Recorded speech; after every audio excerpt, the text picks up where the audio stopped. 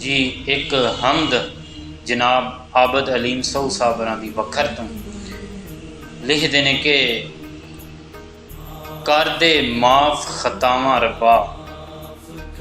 कर मंजूर दुआवां रब्बा, कमी है केड़ी तेनू मालक,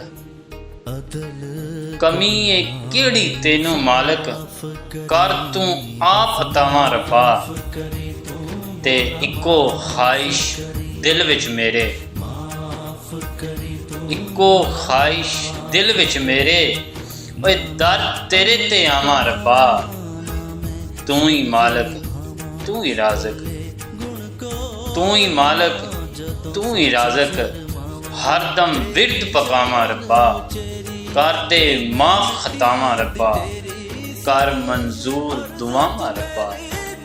माफ करी तू मौला।